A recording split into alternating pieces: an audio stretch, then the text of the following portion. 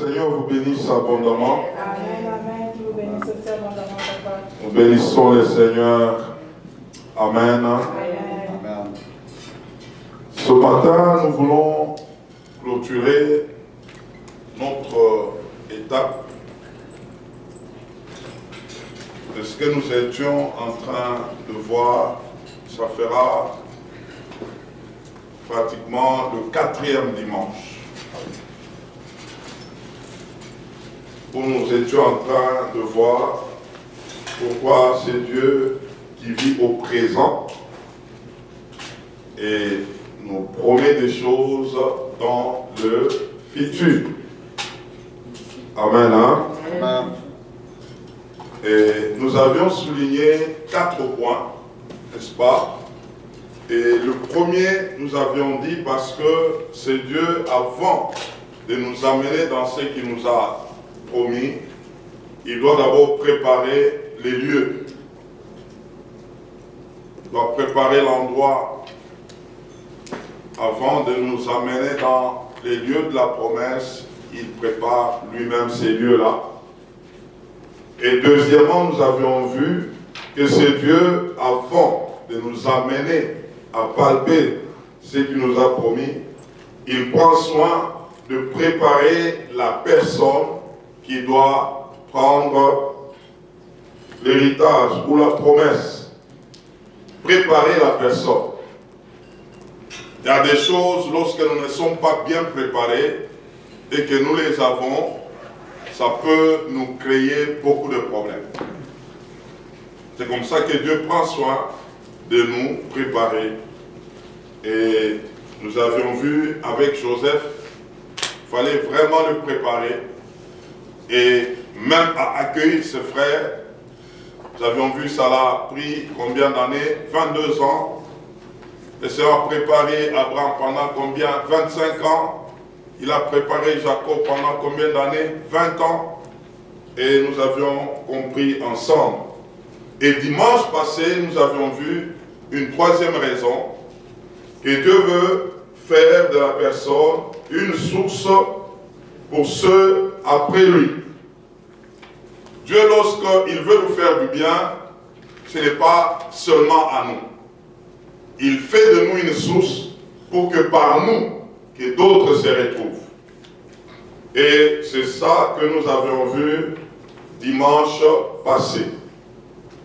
Aujourd'hui, nous avons le 4e point. Pour ceux qui étaient déjà au début, nous avions présenté ces 4 points. Nous avions dit donc pour aujourd'hui, Dieu veut que la personne qui doit prendre son héritage ou jouir de la promesse, que la personne sache faire la différence entre ce qui est éternel et ce qui est temporaire. Faire la différence entre ce qui est éternel et ce qui est temporaire. Et ce matin, nous allons voir des choses qui vont vraiment nous édifier. Nous avons quelques textes, et je dirais même beaucoup, mais nous n'allons pas lire le tout. Mais pour ceux qui écrivent, nous allons commencer à les donner. Mais le premier, nous allons le lire directement. Nous prenons Genèse 23. Genèse 23. Prenons Genèse 23 à partir du verset 16 jusqu'au verset 20. Genèse 23. À partir du verset 16 jusqu'au verset 23. Nous allons nous tenir debout pour honorer cette parole.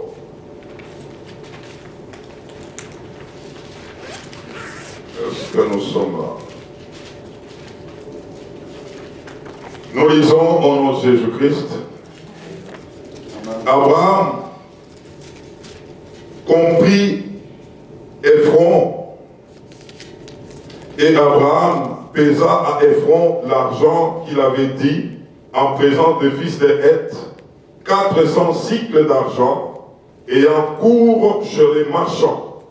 Les champs qu'Ephron à Macpéla, les champs d'Ephron à Macpéla, vis-à-vis de Mamré, les champs et la caverne qui y est, et tous les arbres qui sont dans le champ, dans toutes ses limites alentour, devinrent ainsi la propriété d'Abraham aux yeux de fils de Heth et de tous ceux qui entraient par la porte de sa ville. Après cela, Abraham enterra Sarah, sa femme, dans la caverne du champ de Macpéla, vis-à-vis de Mamré, qui est Hébron, dans les pays de Canaan. Les champs et la caverne qui est demeurèrent à Abraham comme possession sépulcrale, acquise de fils de Heth. Amen. Amen. On peut reprendre nos places. Nous allons prendre encore Genèse 25, versets 7 à 10. Genèse 25, verset combien? 7 à 10. Genèse 25, 7 à 10. Voici les jours des années de la vie d'Abraham. Il vécut 175 ans. Abraham expira et mourut. Après une heureuse vieillesse, âgé et rassasié de jours, et il fut recueilli auprès de son peuple. Isaac et Ismaël, ses fils, l'enterrèrent dans la caverne de Macpéla, dans le champ d'Ephron, fils de Tsochar, les Hétiens, vis-à-vis de Mamré. C'est le champ qu'Abraham avait acquis des fils de Heth. Là furent enterrés Abraham et Sarah, sa femme. Amen. Nous prenons Genèse 47. Genèse 47, le verset 28 à 31.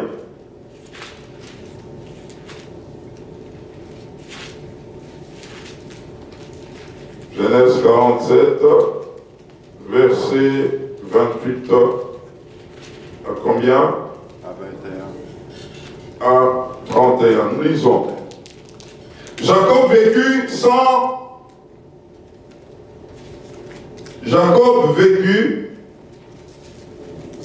17 ans dans le pays d'Égypte.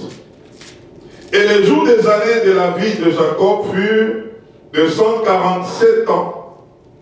Lorsqu'Israël approcha du moment de sa mort, il appela son fils Jacob, Joseph, et lui dit: si je trouvais grâce à tes yeux, mais je te prie ta main sous ma cuisse, et use envers moi de bonté et de fidélité, ne m'enterre pas en Égypte. Quand je serai couché avec mes pères, tu me transporteras hors de l'Égypte, et tu m'enterreras dans leur sépulcre. Joseph répondit, je ferai selon ta parole. Jacob dit, jure-le-moi. Et Joseph les lui jura. Puis Israël se prosterna sur le chevet de son lit. Amen. Alors nous prenons encore Genèse 50, versets 12 à 13. Donc plutôt nous prenons Genèse 49. Genèse 50, écrivez ça. Genèse 50, 12 à 13. Et puis 22 à 26. Écrivez Genèse 50, 12 à 13, et puis 22 à 26. Mais nous lisons Genèse 49, 29 à 31. Genèse 49, combien? 29 à 31. Alors quelqu'un sera béni ce matin. Puis il leur donna cet ordre. Je veux être recueilli auprès de mon peuple. Enterrez-moi avec mes pères dans la caverne qui est au champ d'Ephron, les Hétiens, dans la caverne du champ de Macpéla, vis-à-vis de Mamré, dans le pays de Canaan. C'est le champ qu'Abraham a acheté d'Ephron, les Hétiens, comme propriété sépulcrale. Là, on a enterré Abraham et Sarah, sa femme. Là, on a enterré Isaac et Rebecca, sa femme. Et là, j'ai enterré Léa. Amen. Là, c'est Jacob qui parle. Waouh. Nous avons écrit Genèse 50, 12 à 13, et puis 22 à 26. Maintenant, nous lisons enfin Hébreux chapitre 11, verset 9 au verset 10, et puis 13 à 16. Hébreux combien? 11, verset 9 à 10, et puis 13 à 16. Écoutons ça. C'est par la foi qu'il vint s'établir dans la terre promise, comme dans une terre étrangère, habitant sous des tentes, ainsi qu'Isaac et Jacob, les co-héritiers de la même promesse, car il attendait la cité qui a des solides fondements, celle dont Dieu est l'architecte et les constructeurs. 13 à 16. C'est dans la foi qu'ils sont tous morts, sans avoir obtenu les choses promises. Mais ils les ont vus et salués de loin, reconnaissant qu'ils étaient étrangers et voyageurs sur la terre. Ceux qui parlent ainsi montrent qu'ils cherchent une patrie. S'ils avaient eu en vue celle d'où ils étaient sortis, ils auraient eu le temps d'y retourner. Mais maintenant, ils en désirent une meilleure, c'est-à-dire une céleste. C'est pourquoi Dieu n'a pas honte d'être appelé leur Dieu, car il leur a préparé une cité. Alléluia. Amen. Alléluia. Oh, gloire au Seigneur. Si nous pouvons ce matin, par la grâce de Dieu, comprendre ces choses, nous allons vivre sur la terre autrement.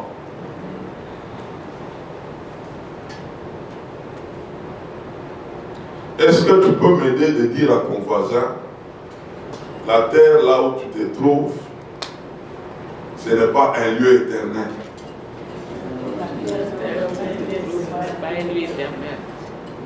C'est un lieu où tu te trouves d'une manière passagère. Alléluia. Amen. Alléluia. Amen. Dieu veut nous amener à comprendre ce matin que nous devons savoir faire la différence entre ce qui est éternel et ce qui est temporaire. Et si nous pouvons le comprendre, nous allons aborder notre vie autrement. Dieu, en créant ce monde, il avait créé un élément parmi ceux qu'il a créés qui s'appelle le temps. Dieu a introduit le temps dans le monde. Mais quant à l'homme, Dieu avait déjà conçu l'homme depuis l'éternité. Et Dieu a pris cet homme qu'il avait conçu dans l'éternité, il l'a introduit dans le temps. Et dès lors, Dieu avait introduit l'homme dans le temps, l'homme dans ce monde était devenu un homme limité par rapport au temps.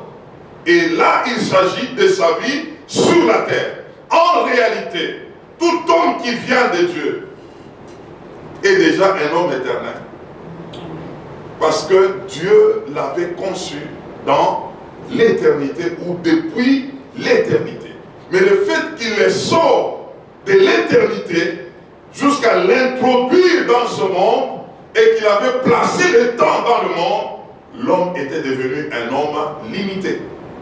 Même Jésus, lorsqu'il fallait qu'il entre dans ce monde, Jésus par rapport au temps, dans sa partie de l'humanité, il était limité par le temps. C'est comme ça qu'il avait fait combien d'années sur la terre? 33 ans et demi. Or, Jésus est éternel. J'aimerais qu'on comprenne cela. Donc, l'homme sur la terre est limité. Et tout ce qu'on recevra sur la terre est temporaire. Wow. recevra sur la terre est comment? Temporaire et non éternel. Et donc tout ce qu'on recevra en dehors du temps est éternel.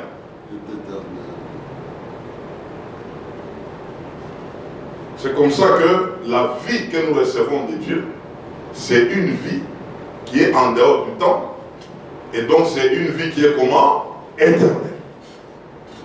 Parce que Dieu qui nous donne cette vie, lui-même il est éternel. Mais tout ce qu'il nous donne lié au temps est comment? Temporaire. Ah, je parle à quelqu'un. Amen. Et donc c'est comme ça que, étant sur la terre, tout ce que nous aurons comme possession, comme endroit, parce que nous les avons reçus dans le temps, ces choses-là sont comment? Temporaires. Alors j'aimerais qu'on comprenne avec le premier texte que nous venons de lire, où Abraham, Dieu lui promet des choses. Il a promis une terre qui est Canaan. Nous avions vu parmi nos séances passées, Abraham est entré en possession de cette terre au moment de la mort de qui? De Sarah. Il a eu la possession là.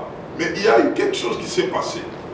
Abraham se prenant toujours pour un étranger, mais les gens du lieu pouvaient déjà les considérer comme quelqu'un de ces lieux-là. Et c'est comme ça que Abraham a voulu acheter la terre. Mais ces gens lui ont dit, non, prends ça gratuitement. Parce que tu es déjà chez toi. Et le texte que nous venons de lire ce matin, Abraham n'a pas voulu prendre ça gratuitement. Quand bien même on le poussait à le prendre gratuitement. J'aimerais que nous puissions comprendre quelque chose de très important dans la vie. Et j'aimerais que tu dises ça à ton voisin. N'aime jamais la gratuité. N'aime jamais la gratuité. Lorsque quelqu'un veut te donner quelque chose, il faut te poser la question, pourquoi on veut me donner l'argent? Non, je te donne seulement comme ça. En tout cas, si tu as du caractère, il faut refuser ça. Il faut mériter ce qu'on reçoit. Il faut payer le prix de quelque chose avant de recevoir la chose. Et donc la chose aura de la valeur. Pourquoi beaucoup de gens gèrent des choses en désordre? Très souvent, ce sont des personnes qui ont reçu des choses gratuitement, sans connaître la valeur de la chose, sans payer quelque chose afin qu'ils considèrent ce qu'ils ont reçu. La gratuité n'est pas bonne. Commence toujours à t'évaluer, commence toujours à faire des choses où tu peux recevoir en échange le fruit de tes efforts, le fruit de ton travail. Là, tu peux posséder la chose correctement. Parce qu'en réalité, ce que nous pouvons posséder en payant le prix, d'autres aussi après nous peuvent en jouir. Mais si c'est nous-mêmes à qui on a donné, ceux qui viendront après nous, on peut ne pas les accorder la même chose. Alléluia. Amen. Ah, pendant que je parle, il y a même un exemple qui me montre. Joseph a payé le prix en Égypte. Il a interprété les songes. Il a sauvé une situation qui était compliquée. C'est comme ça qu'on l'a placé Premier ministre. Mais ses frères qui sont venus, qu'est-ce qu'ils avaient fait? Comme ça, quand Joseph est mort, et là, ils sont restés comment? Ah oui. Ah oui, ils n'avaient pas payé le prix. Il ne faut jamais aimer la gratuité.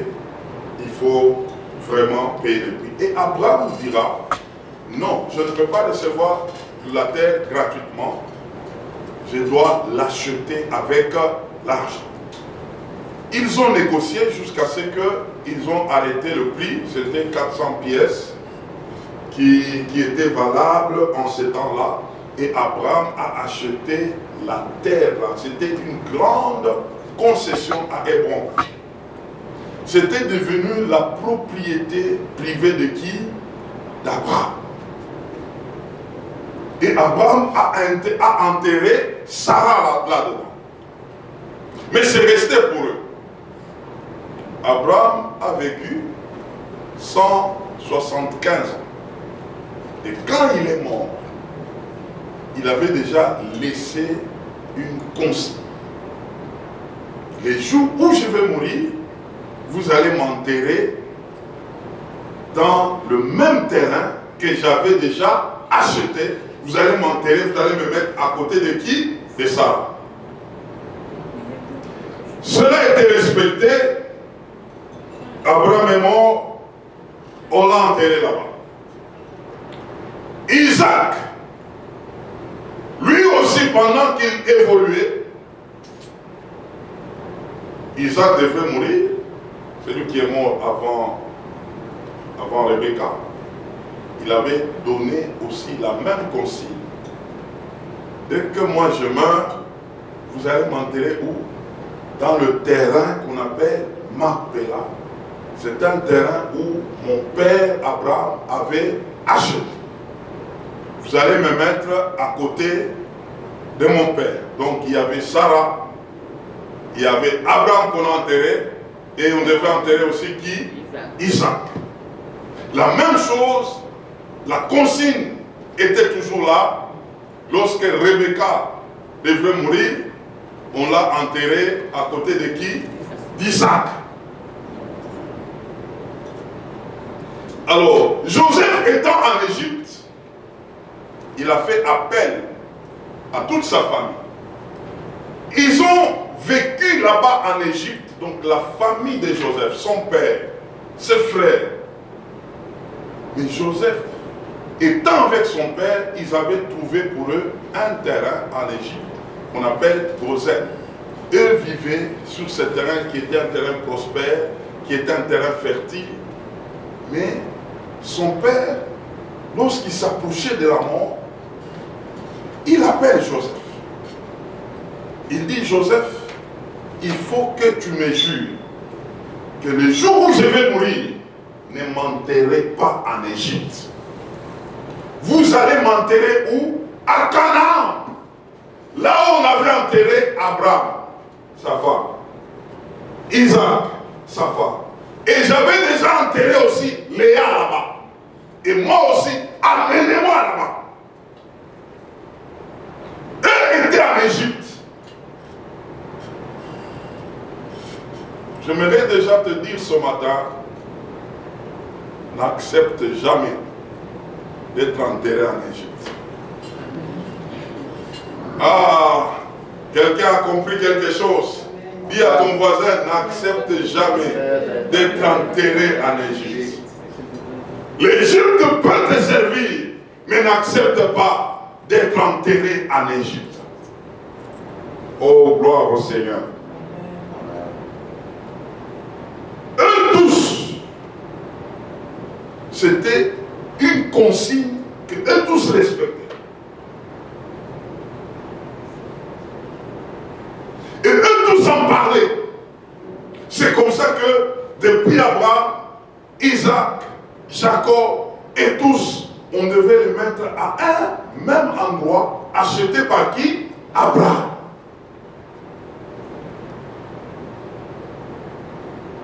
Demande un peu à ton voisin, tu sais là où on va t'enterrer.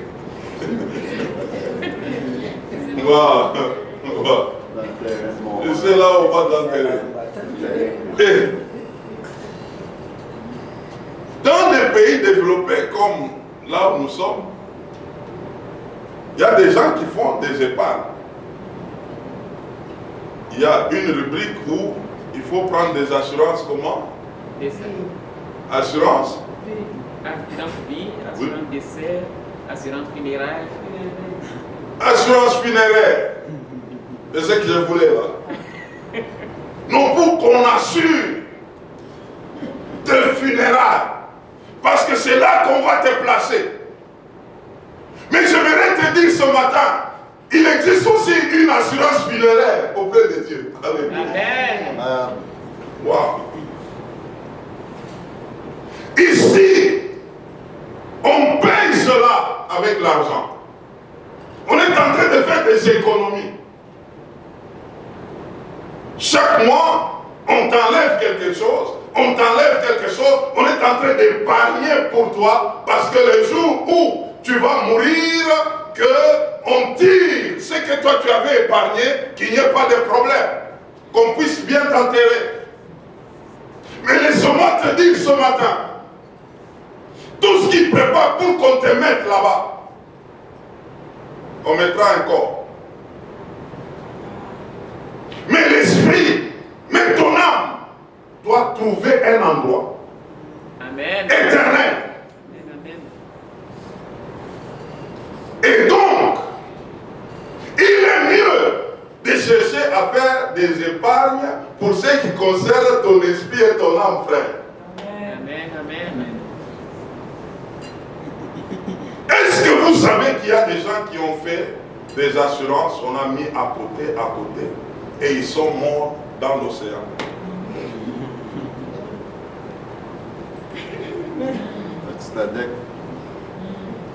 Amen, hein? Amen. Ils sont morts où? Dans l'océan. Maintenant, ce qu'ils ont épargné pour commettre leur corps, ça s'est passé comment? Tombé à l'eau. Prépare ce qui est éternel. Prépare ce qui est éternel. Prépare ce qui est éternel. Amen. Amen.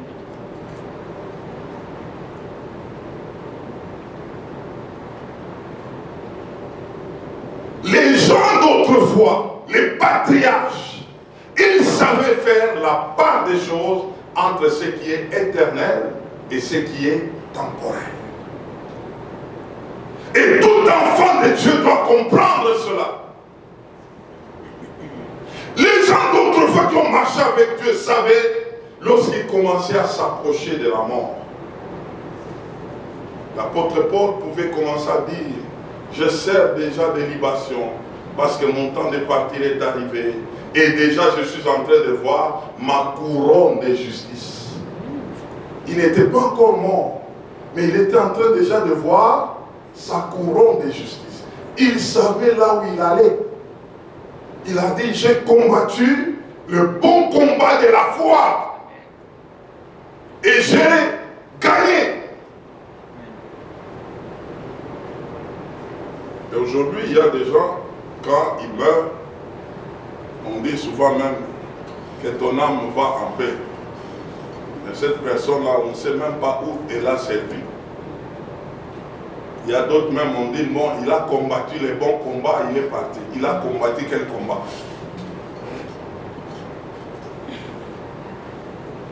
C'est pourquoi moi je n'aime pas dire des choses comme ça.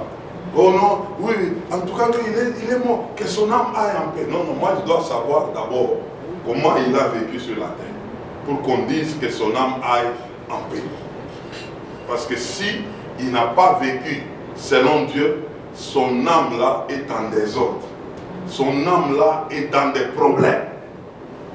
Nous devons savoir faire la part des choses entre ce qui est éternel et ce qui est temporaire. Oh, je parle à quelqu'un ce matin. Amen.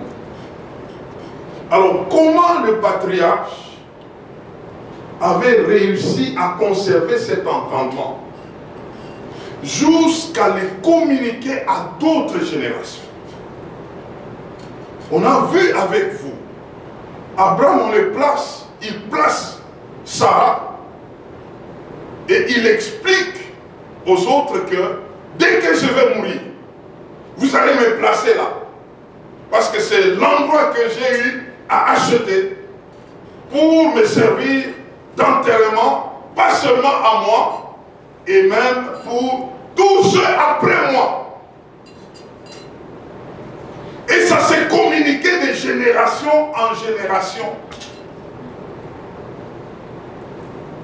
Vous allez comprendre le Genèse 50 que je vous ai donné. Joseph aussi est arrivé au temps qu'il voulait mourir. Il a réuni aussi ses frères. Joseph leur parle. Il dit, moi je vais mourir. Mais c'est fait que vous allez m'enterrer ici en Égypte. Mais arrivera le temps où vous sortirez de l'Égypte. Et lorsque vous allez quitter l'Égypte, vous allez déterrer mes os. Vous irez avec mes os, allez les déposer dans les sépulcres que Abraham avait achetés. Est-ce que quelqu'un m'entend? Amen. Même Joseph avait gardé cela. Et Israël est sorti de l'Égypte après avoir passé combien? 430 ans. Ceux qui sont sortis de l'Égypte, ils se sont rappelés de la parole que Joseph leur avait dit. Ils sont allés au cimetière de l'Égypte. Ils ont déterré les os de Joseph. Les os de Joseph avaient traversé la mer Rouge. Les os de Joseph sont allés jusqu'à là où il y avait Abraham, Sarah, Isaac, Rebecca, Jacob, Léa. Et on a pris aussi les os de Joseph. On les a mis là-bas. Après 2 siècles, 4 siècles, Joseph est arrivé aussi là-bas. Comment est-ce que ces gens pouvaient conserver cette façon de faire? Les consignes qu'on leur avait données.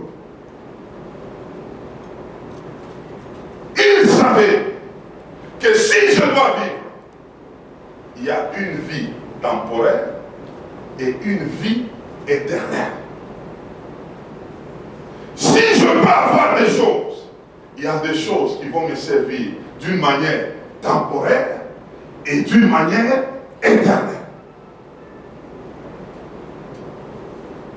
Joseph était premier ministre. Mais Joseph pouvait prophétiser. Même parlant de ses eaux. Qui est ce premier ministre chrétien comme ça? Parce que Joseph savait que le poste qu'il avait comme premier ministre était un poste temporaire. Mais il avait une vie qui était éternelle.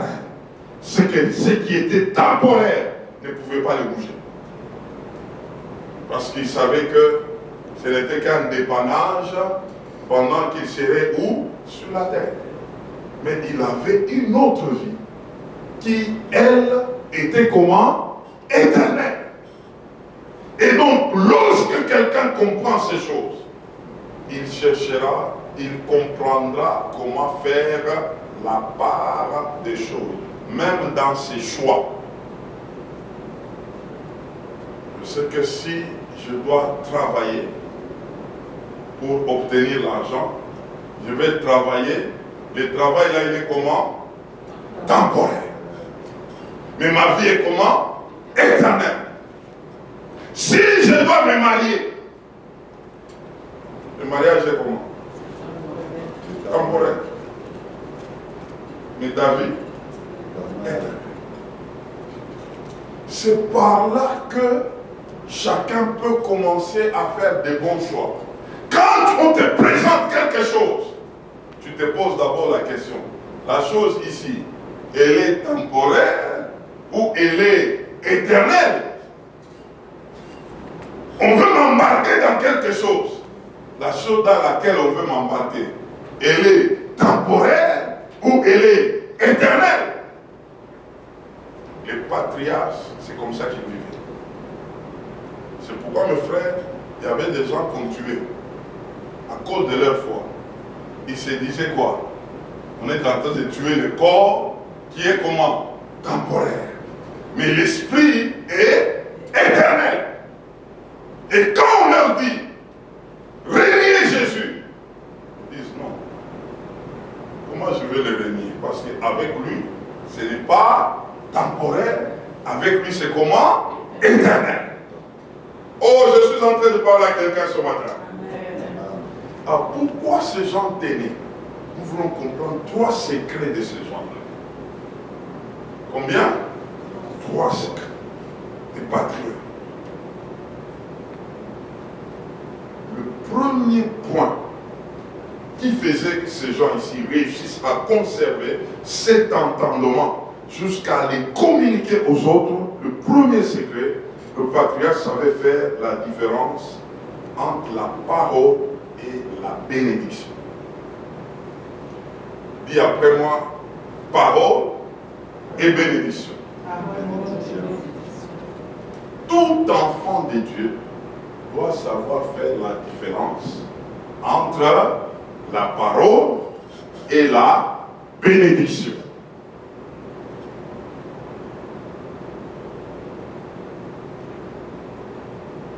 Tout enfant de Dieu doit savoir quand Dieu parle et quand l'homme parle. C'est différent lorsque un homme te parle et quand Dieu te parle. Quand Dieu te parle, il s'engage totalement dans ce qu'il vient de te dire. Amen.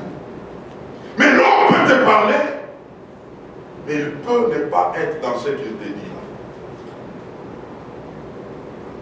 Alors le patriarche savait quand quelque chose vient de Dieu, il considérait ces choses-là. Parce que Dieu était là-dedans. Ah, je suis en train de parler à quelqu'un ce matin. Alors, lorsque quelqu'un grandit dans les choses de Dieu, il commencera à prendre au sérieux l'affaire de la parole.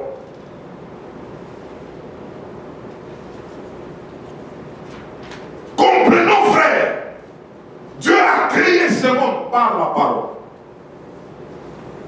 Dieu a béni les gens de ce monde par la parole. Il a parlé, il a béni, toujours par la parole. Et quelqu'un qui commence à grandir dans les choses de Dieu, il va commencer même à faire attention à ce que lui-même peut parler ou ce qu'il peut entendre de quelqu'un d'autre à propos de lui. N'acceptez jamais des paroles comme ça qui viennent des gens à propos de toi. Si tu n'es pas là-dedans, coupe ça. Ne gobe pas cela. Parce que dans la parole, il y a une puissance, il y a un pouvoir. Et ce patriarche savait que quand quelqu'un parle, ils voudront savoir quelle est la source de ce que la personne me dit. Est-ce que Dieu parle par lui ou pas?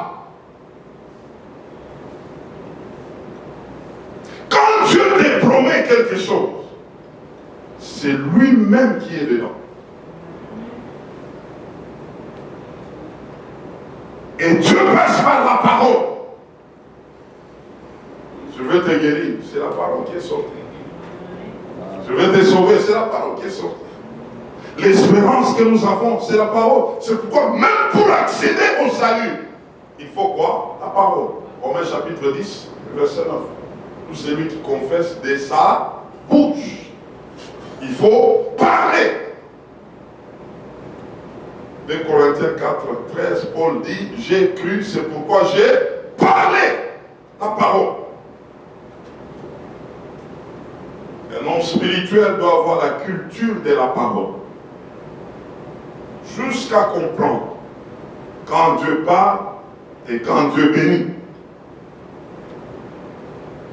Et j'aimerais dire à quelqu'un ce matin, Dieu continue à parler et Dieu continue à bénir. Il a fait avec Abraham. Il avait parlé. Ce qu'il avait dit avait atteint Abraham, avait atteint Isaac, avait atteint Jacob, avait atteint les fils d'Israël.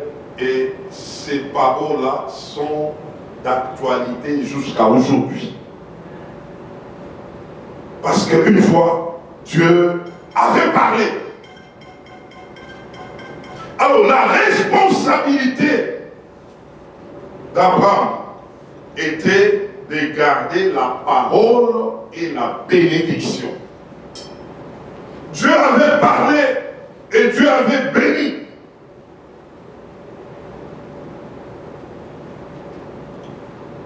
La parole de Dieu renferme les instructions. La manière de faire, la manière d'agir, la manière de se comporter, nous les trouvons dans la parole de Dieu.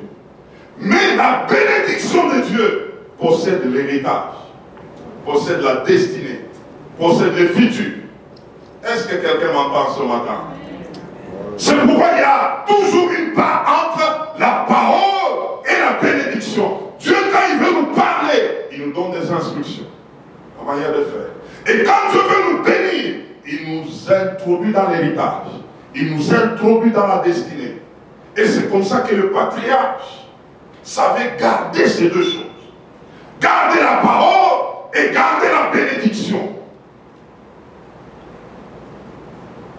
Regardons un peu l'affaire de Jacob et Ésaü. Ésaü qui voit Jacob avec un bon potage. Ésaü avait faim. Il demande le potage, mais Jacob lui demande quoi? Les droits d'aînesse. Ésaü dit, non, il n'y a pas de problème. Prends les droits d'aînesse et donne-moi le potage. Alors la question que je me pose, est-ce que les droits d'aînesse étaient palpables, étaient visibles? On peut palper les droits d'aînesse. Comment Jacob a eu les droits d'aînesse auprès d'Ésaü? Par la parole. Il a dit, tu peux prendre, mais donne-moi le potage. Quand on commence à monter dans les choses de Dieu, on commencera à faire attention entre la parole et la bénédiction. Regardons un peu. Isaac veut partir. Parce qu'il voulait partir, il voulait faire quoi? Bénir. N'est-ce pas? Il appelle Ésaü. Il lui donne la parole. C'est-à-dire les instructions qui doivent l'amener à la bénédiction. Va préparer quelque chose pour que tu me donnes, que je mange et que moi je puisse te bénir. Maintenant, Rebecca entend, elle donne la parole à qui? À Jacob. Elle donne les instructions. Jacob, prépare-moi. Amène-moi, je vais préparer pour ton père, je sais ce qu'il aime. Rebecca savait ce que son mari aimait. Et par la parole, ils ont préparé ça. Mais quant à la bénédiction, Rebecca n'avait pas la bénédiction. Rebecca avait seulement la parole. Elle pouvait préparer, donner les instructions à qui? À Jacob. Voilà comment tu vas te comporter, voilà comment tu vas t'habiller, voilà comment tu vas te présenter. Ça, ce sont les instructions qui viennent de la parole. Mais quant à la bénédiction, Rebecca n'était pas dans la position de lui donner quoi? La bénédiction. Oh, je parle à quelqu'un ce matin. Et la bénédiction, on ne la fabrique pas. Parce que la bénédiction engage l'héritage, engage la destinée. Et ce sont des choses que Dieu prépare correctement. Et c'est comme ça que les patriarches savaient là où il faut parler et là où il faut bénir. Qui doit parler et qui doit bénir. Est-ce qu'on avance ensemble? J'aimerais qu'on comprenne d'abord c'est quoi la bénédiction. En hébreu, bénédiction veut dire baraka, qui signifie bénir ou saluer ou louer. Et le sens biblique, la bénédiction c'est un don de Dieu. Et dans ce don de Dieu, il y a la prospérité, il y a la paix, il y a la fécondité, il y a la protection. Donc c'est tout un transfert des faveurs divines auprès de quelqu'un ou dans la vie de quelqu'un. La personne qui proclame la bénédiction, la personne engage un transfert des paroles de Dieu qui ont transité par elle pour atteindre une personne. Est-ce que quelqu'un m'entend ce matin? Amen. Et donc il y a une dimension d'un acte divin, mais qui passe par une personne autorisée. C'est comme ça que Rebecca avait la parole, mais elle n'avait pas la bénédiction. Isaac avait et la parole et la bénédiction. On peut avoir la parole, mais quant à la bénédiction, il y a ceux qui en ont le droit. Nous sommes en train de continuer. Alors, les choses de Dieu sont spirituelles. Des fois, on se pose des questions où quelqu'un peut dire, mais pourquoi Rebecca ne pouvait pas bénir directement Jacob? Parce que dans les principes divins, c'est les supérieurs qui doivent bénir l'inférieur, et Rebecca n'était pas dans cette position. Vous savez, il y avait toujours une question ou un propos qui me dérangeait lorsqu'on était venu dans ce pays. Tu peux arriver quelque part, toi tu veux faire quelque chose, tu demandes aux autres, ils te disent, non, ici on ne fait pas comme ça. Ça, pourquoi vous faites ce que vous faites là? Et on te répond, ici c'est comme ça. Donc il faut se soumettre. Ça m'a intéressé. Il y a des choses avec Dieu. Pourquoi on les fait? Parce que c'est comme ça.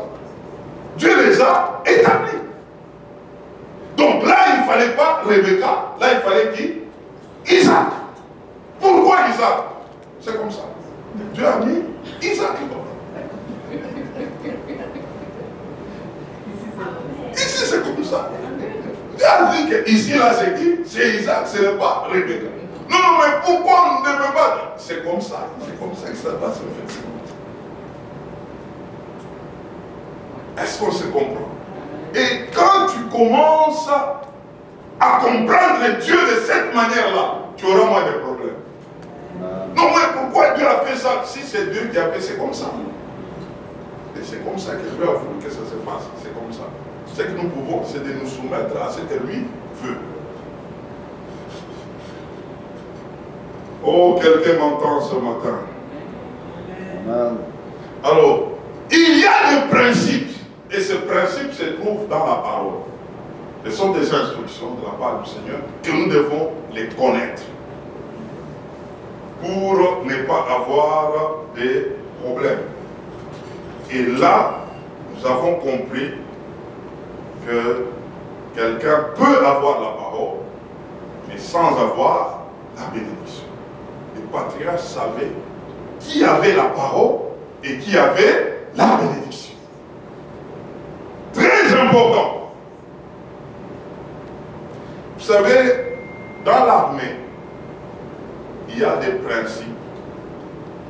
Quand deux militaires, deux officiers se rencontrent, le premier réflexe de ces gens, c'est de se regarder où? Sur les galons. Pour savoir, entre nous deux, qui est supérieur pour qu'on lui donne de révérence. Voilà. Et quand ils se croisent, l'inférieur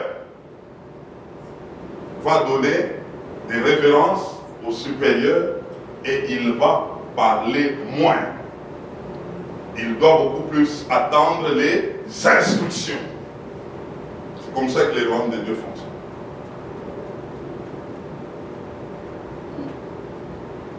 Et ça, c'est la culture du royaume. Quand tu te croises avec un aîné spirituel, il faut parler moins.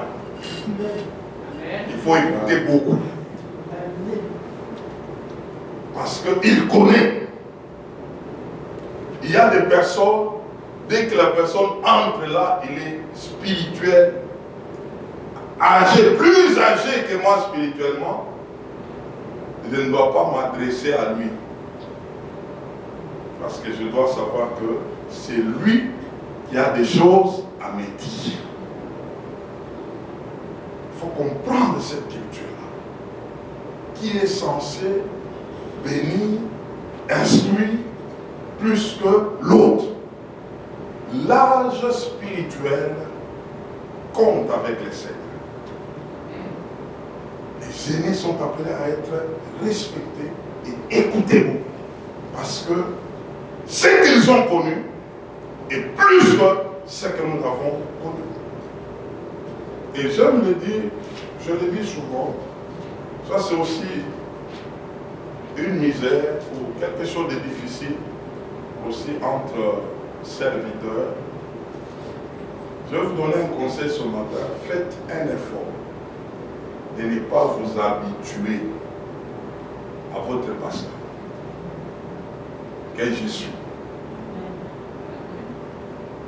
Si tu t'habitues trop, tu vas commencer à rater la bénédiction. Tu comprendras qu'on est en train de parler, on parle, pendant que Dieu peut me mettre dans la posture et te communiquer des choses qui doivent changer ta vie. Très important. Et je parle souvent aussi de cette manière. C'est ça aussi la difficulté des femmes, des pasteurs. On peut s'habituer à dire ça, c'est seulement mon mari. Seulement mon mari. Même quand il parle en tant que pasteur, non, lui c'est mon mari. Il y a la posture du mari. Il y a la posture de l'homme de Dieu. Il faut savoir faire la différence. Et même prier pour ça. Amen. Très important. Sinon, on va rester dans une communauté de frères. Si ton pasteur te tape comme ça, prochainement, il ne faut pas venir les taper aussi sur l'épaule. Parce qu'il m'avait tapé sur l'épaule, moi aussi je vais les taper sur l'épaule, c'est toi qui vas rater. Et ce que j'ai dit, j'avais un de nos professeurs qui nous parlait comme ça. Il nous enseignait un aîné, il nous enseignait des choses pendant que nous étions à l'institut public. Et puis quand il va, à un moment il fait la pause, il essaie un peu de nous activer avec des petites blagues et puis il repart. Maintenant il nous dit, hé, mes petits, écoutez-moi, je ne suis pas votre ami, je suis votre aîné. Si moi je te tape sur l'épaule, toi aussi ne viens pas me taper sur l'épaule. Et donc c'était à nous de nous mettre sur la position. Parce qu'il avait des choses et jusqu'à présent il a toujours des choses à nous donner. Tel que vous me voyez, je suis un étudiant. Je suis mes pères, je les suis jusqu'aujourd'hui. Parce que je connais l'hiérarchie spirituelle. Et cette notion avait le patriarche. Il savait faire la part entre la parole et la bénédiction. Quand tu regardes quelqu'un qui est spirituel, aîné, il faut bien comprendre que quand je suis avec lui, je dois écouter beaucoup et parler peu. Parce qu'il se peut que dans ses paroles, il y a des choses que je reçois. Il y a des choses que je reçois. La deuxième des choses, le patriarche savait conserver l'héritage et comment léguer à ceux après eux. Alors ça c'est fort. C'est une chose de recevoir un héritage, de recevoir la bénédiction. Mais c'est une autre chose de la conserver et de la léguer aux autres. C'est deux choses différentes. Une promesse de Dieu. C'est seulement Dieu qui s'engage. Nous avons vu avec vous. Mais c'est pourquoi Dieu voulait amener Abraham dans la dimension de l'alliance. Pour responsabiliser cet homme. Parce que dans l'alliance, il n'y a pas seulement une seule partie. Dans l'alliance, il y a deux parties. Il y a la partie de Dieu, celui qui engage ses paroles, et l'autre qui est engagé pour les observer, il a aussi sa part. Et c'est comme ça que dans l'alliance, c'est là que, dans notre part, nous devons savoir comment conserver l'héritage, conserver la bénédiction. Et c'est là-dedans où on comprendra que dans une alliance, il peut y avoir des interdits. Amen. Il y a des clauses. On ne peut pas trahir une alliance. Dans une alliance, il y a des choses qu'on ne peut pas négocier. Sinon, les observer. Alors, j'aimerais souligner trois choses qui vont nous aider à comprendre comment garder l'héritage, comment conserver cet héritage ou cette bénédiction ou ces paroles qui concernent toute une destinée. La première des choses, ne jamais vendre les bonnes valeurs. Proverbe 23, le verset 23, nous dit: acquais la vérité et ne la vends pas. La sagesse, l'instruction et l'intelligence. Ne jamais vendre les bonnes valeurs. Les bonnes valeurs, ce sont des perles qu'il faut garder jalousement. Vous savez, nous sommes dans un monde qui a tendance à nous amener à des compromissions. Mais quelqu'un qui est en alliance avec Dieu, il doit savoir qu'il doit rester vrai. Quel que soit le temps, les circonstances, mais lui doit savoir qu'il a fait une alliance avec qui? Avec Dieu. Et qu'il doit rester fidèle à cette alliance. S'il y a à payer un prix, il faut le payer. Pourvu que tu ne puisses pas vendre les valeurs que tu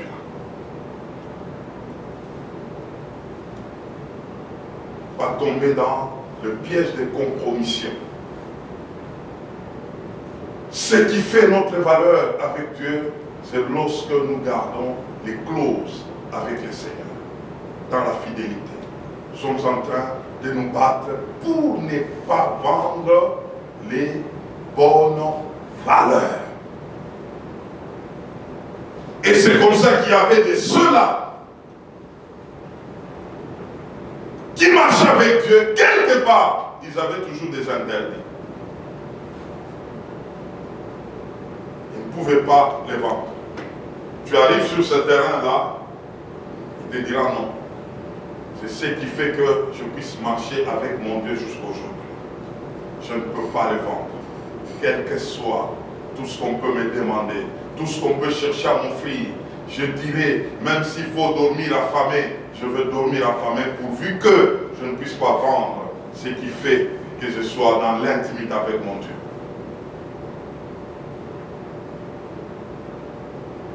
Alléluia. Amen. Deuxièmement, ne jamais donner sa vigueur aux femmes. Proverbe 31, verset 3. Amen. Amen. J'aimerais qu'on comprenne. Ne jamais se laisser à la débauche, à l'impudicité. Car ce sont des péchés qui entraînent non pas seulement les corps, mais qui entraînent tout l'homme. C'est comme ça que le Proverbe 31, le verset 3, nous dit: ne jamais donner sa vigueur aux femmes, au pluriel. C'est laisser emporter. Ici, ce n'est pas seulement les femmes. Et les femmes aussi, ne jamais donner sa vigueur aux hommes. En fait, c'est une dimension où on nous amène à comprendre que si tu perds cette pureté avec Dieu, pour la récupérer, tu vas souffrir.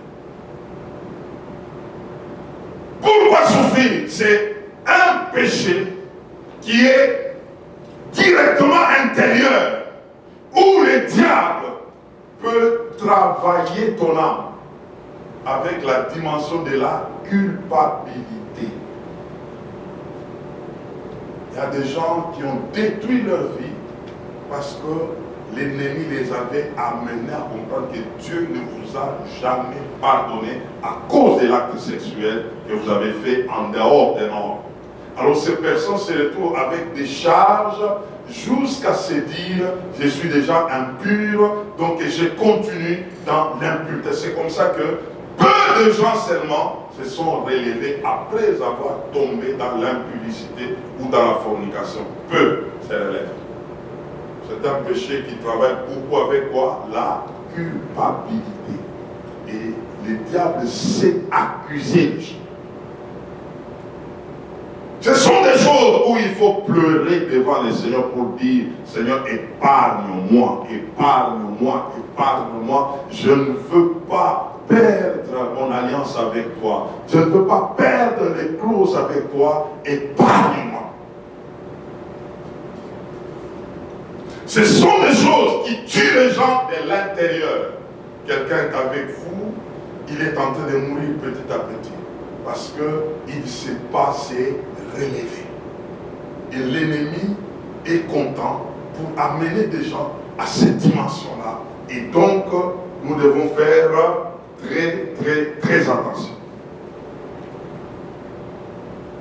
Troisièmement, ne jamais se laisser prendre par l'orgueil. Quelqu'un qui est pris par l'orgueil, il est en face de Dieu. Et Dieu lui résiste. 1 Pierre chapitre 5, verset 5. Dieu résiste aux orgueilleux. C'est Dieu qui va te résister. Si tu entres dans la dimension d'orgueil, commencez à se prévaloir, commencez à se donner la gloire, à se faire passer comme quelqu'un qui fait c'est toi, c'est toi, c'est toi, c'est toi, jusqu'à mettre Dieu de côté. N'est-ce pas? Proverbe 29, le verset 23 nous dit l'orgueil précède la chute et l'humilité précède la gloire. Ces trois choses sont des choses qui peuvent nous aider à conserver notre héritage et nous pouvons les léguer à d'autres. Nous avions dit, premièrement, garder les bonnes valeurs. Très important. Il ne faut jamais les vendre. À cause d'un environnement, il y a des gens qui sont en train de vivre dans leur légèreté. Ils sont dans les mensonges, ils sont dans des combines. Et toi, tu te dis, je suis entré là-dedans, je commence à faire comme eux. Ne perds jamais tes valeurs avec le Seigneur. Il faut les garder. Ce sont des pères. Et nous avons parlé de ne jamais donner sa vigueur aux femmes. Ce sont des choses qui nous tuent petit à petit. Et ici, nous avons souligné l'impudicité, la fornication. Il faut dire non. Amen. Et troisièmement, nous avions dit, il faut s'abstenir à l'orgueil. Et on comprend que tous ces patriarches travaillaient à ça. Et ils les communiquaient à leurs enfants, à ceux après eux. Parce qu'ils savaient que si quelqu'un ne garde pas ces choses, l'héritage ne va pas passer de lui vers sa postérité. Il fallait observer ces trois choses. Et enfin, nous allons prendre le troisième point, le grand point, comme nous avions parlé. Le patriarche savait faire la part des choses entre ce qui est éternel et ce qui est temporaire. C'est le dernier point. Et c'est comme ça que eux tous pouvaient commencer à mettre l'accent sur tout ce qui est lié à Dieu. Et c'est comme ça qu'il y a d'autres qui pouvaient même mourir sans pour autant saisir les promesses. Comme nous avons lu en Hébreux 11. Et c'est par la foi qu'il le faisait. Il se disait, si je n'obtiens pas des choses temporaires, du moins j'ai ma cité céleste qui m'attend. Si je dois être martyr pour le Seigneur, l'éternité, je serai couronné. Et c'est comme ça que elles tous pouvaient travailler dans leur vie. Pouvaient travailler dans leur vie. En commençant par Abraham lui-même, lorsqu'il a compris qu'il a eu l'héritage, la terre, par la mort de qui? C'est ça. Tu accèdes à l'héritage et ta femme meurt. Une telle personne peut commencer à pleurer, mais l'idée ou la pensée du Seigneur monte en lui. Non, elle t'a seulement précédé, tu vas la rejoindre. Alors déjà, quelqu'un commence à avoir l'entendement de ce qui est temporaire et ce qui est éternel. Ok, je vous parle un peu. Amen. Vous savez, il y a des choses qu'on peut comprendre quand ça t'arrive.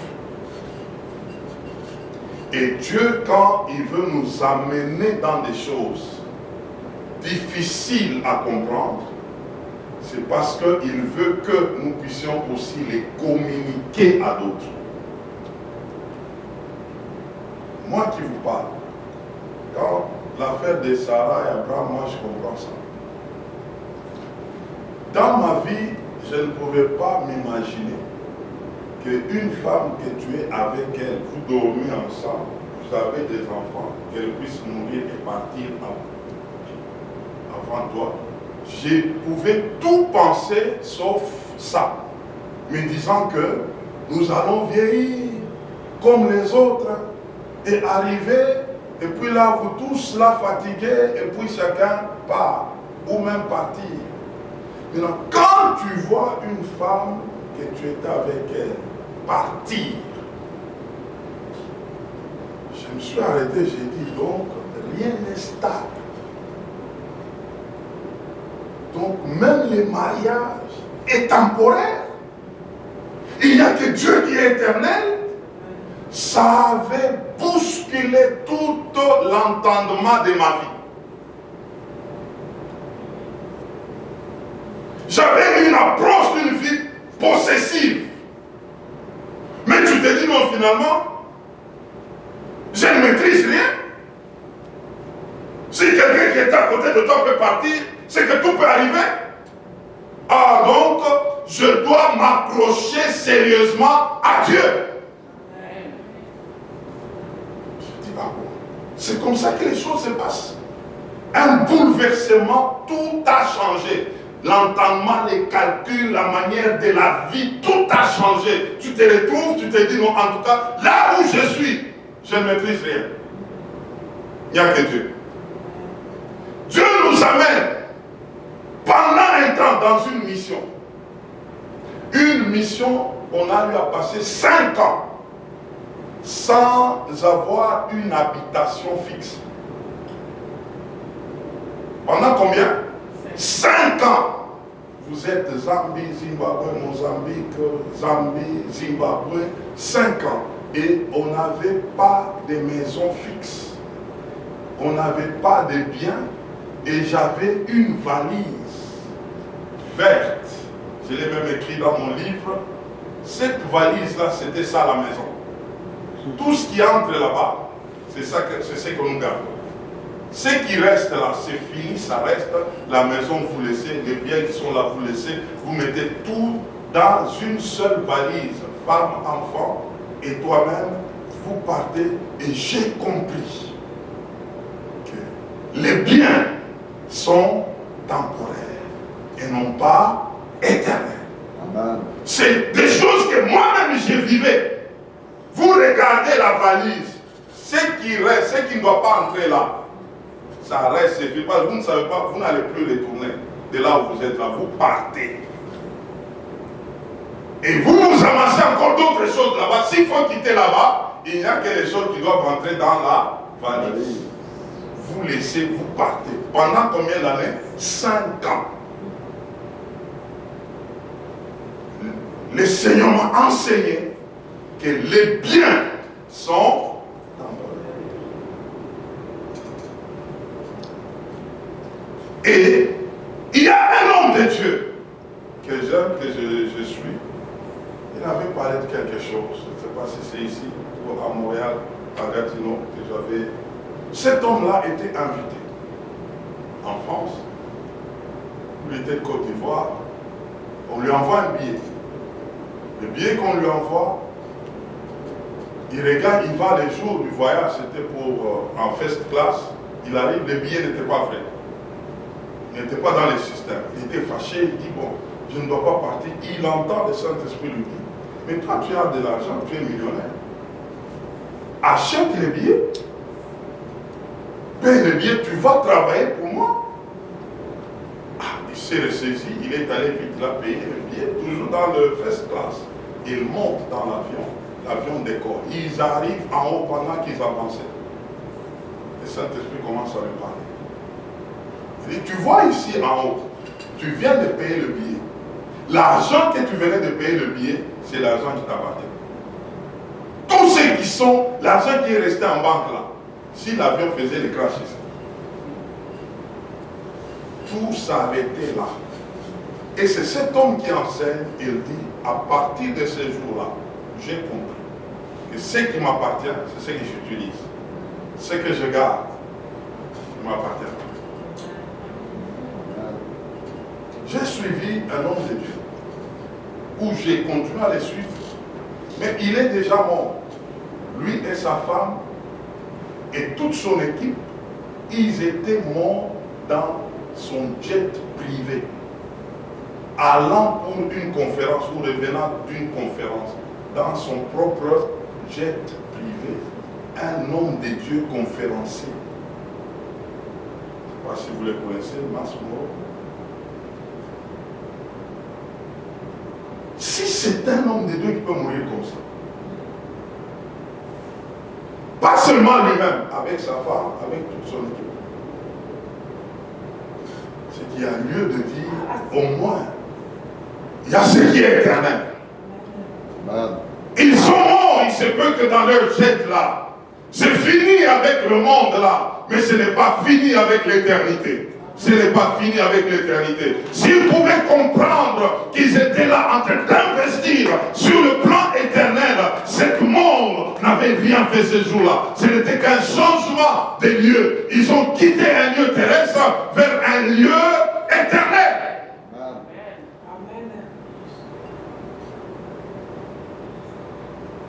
Les patriarches savaient qu'il y avait une cité dont Dieu lui-même était l'architecte. Dieu lui-même préparait cela. Si quelqu'un commence à vivre avec cet entendement, il va régler sa vie dans ses choix, dans sa manière de faire. Il comprendra qu'il y a ce qui est éternel et ce qui est temporaire, et je dois m'accrocher à ce qui est éternel. Tout ce qui viendra d'une manière temporaire ne va pas me bouger.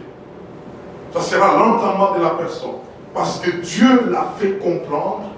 Comment est-ce que, comme nous avons dit, Abraham, tu obtiens l'héritage, mais la personne avec laquelle tu devais être, elle est partie.